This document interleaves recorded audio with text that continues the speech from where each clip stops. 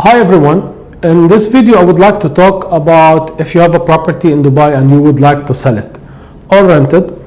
Especially it sounds so easy once you are buying a property in Dubai and entering, especially if you are buying an off-plan property from the developer, or all the transfers will be in the developer's account. But once you receive the property and you would like to rent it or resell it, you will be in the market, in the actual market, and it will be like, for people who don't know, it will be a big mess where they don't know from where to start and what they need and what they have to do. So I will take you in the process of how you can sell your property in the easiest and simple way.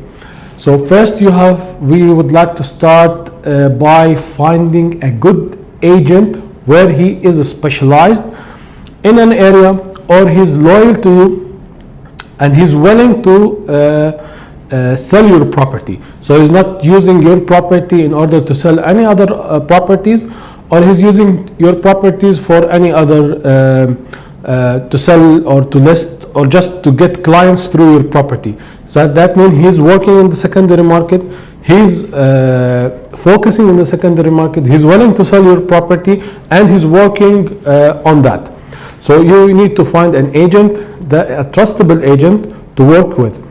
So once you find an agent or a broker, this agent have to start with, the first thing is doing the CMA. CMA is competitive market analysis, where we have to know the prices, the current prices of the property, the best time to sell your property, because like for example, now in summer, the prices won't go high and the transaction will slow down because of the number of people in the country.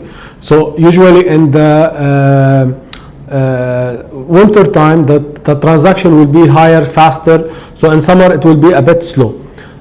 After that, this is to consider timing. Regarding the prices, also prices in summer slightly they decrease because of the transactions. In winter they are expected to go a bit higher, so winter will be a good time to sell. In summer the process will take a bit longer, but also it will be sell. But in this way also the agent have to calculate what is the maximum, what is the minimum, what is the current transactions, how many transactions on your apartment, what is the best way to sell, and what is the best price to list your property on. Then once we have this property, we have to list. So what is required for listings is the title deed and the ID. Either the Emirates ID if you have residency in UAE, or your passport where your signature have to show. Listing your property is so important for agent, for you if you are looking to sell your property. So if you are talking with agent and you want to sell the property and you don't want to give listings, that means that clearly you are telling him, I want to sell the property but I don't want to sell the property because there is no listings. Usually people who will see the listings on the portals, they will insist on seeing the same apartment. So once they see the pictures, they want the same apartment. So what it's shown on the property on the property portals is the pictures, price, and description, a slight description. So they want to see the same unit that is listed. So this is the first thing. Then what I'm seeing now, what I'm witnessing in the market, that most of the investors, they want to take the role of the agent. So no, I have to do the viewing, I will be with you in the viewing. This is not helpful, by the way. Even if you are looking to sell your property, just trust 2 or 3 agents that they are working in the area, and they will take over from this side, and they will remove all the headache that you will get from following up with clients, managing the viewings, and all this what we are facing in the market. So there is 2 kinds of listings. There is open listing, where you can list your property with 3 agents, and there is a closed listing. Just I want to highlight on something, that the agents that you are dealing with, they are registered agents. Like for any agents who are working in secondary market, they have to be registered and licensed by the government. So we are registered and licensed by the government, and we have the right to ask for the identification of the seller and also the proof of ownership of the property once you are looking to sell or renting your property. As I said, there is two kinds of listing, open and closed. Open, you can give it maximum to 3 agents. Closed, you will give it exclusively for 1 agent. This is in some cases for clients who don't know about exclusive listing, they will be in a trouble, especially if they were working with a non-professional agent. But usually also, if you know the agent and he's a trustable agent for you, you can give a closed listing, which is exclusive listing. In this way, if for example if I have a client and he's giving me his unit exclusively, this way I can spend more money on his apartment.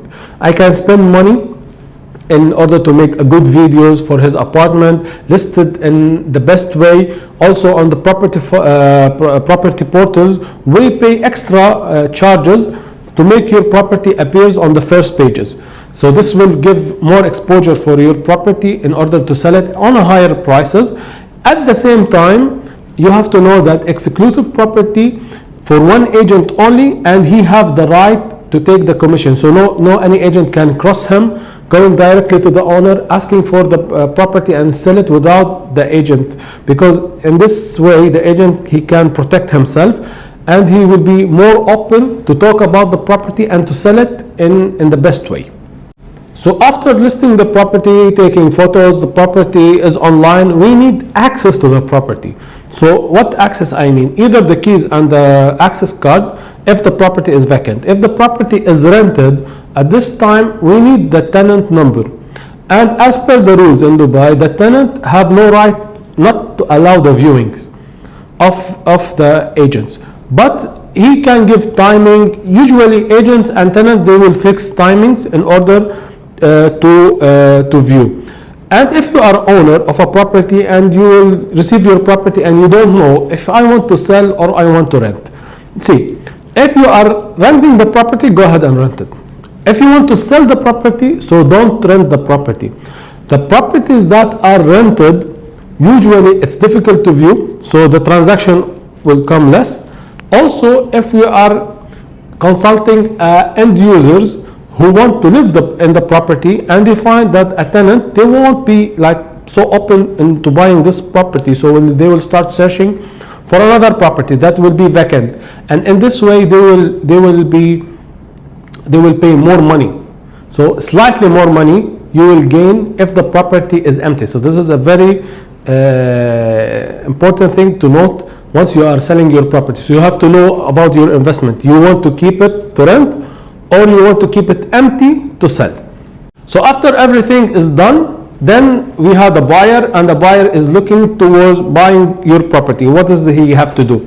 There is 3 kinds of contracts that we are making. The first is between the agent and the seller. We call it Form A, and all these forms will be generated electronically from Dubai Land Department. So we have Form A between the agent and the seller. We have Form B between the agent and the buyer, and we have Form F between the buyer and the seller. This Form F, once it's signed, that means no one can change his mind, either the buyer or the seller. So who would change his mind, he have to pay 10% of the agreed price. So if we agreed that you sell the property on 5 million dirhams, so in this case we will take 10% from the buyer. This is the guarantee check, and the property should be, as per the rule, we have to also to take 10% from the seller, but because there is a property, it can be locked until the seller, if he backed up and he didn't continue in the deal, he have to pay a 10% to the buyer. This is as per the rule of Dubai Land Department. So after signing the agreements and everything is done, which is called MOU or Form F, both are similar, then we go to the NOC. The buyer or his POA have to go to the developer and get NOC. NOC is no objection certificate.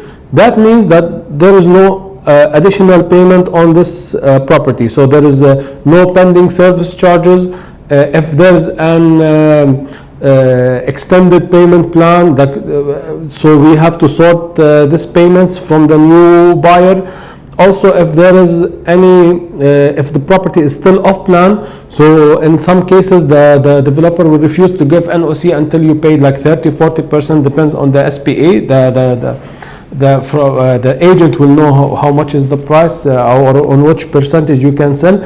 And in some cases, developers, they even if you pay like 40%, but there's a due date of the payment, so you can sell before this due date. Depends on the SPA that you have been signed with the developer. This is in case if the property is off plan, but already property can go through easier. Now we have 4 kind of transaction. We have like cash to cash.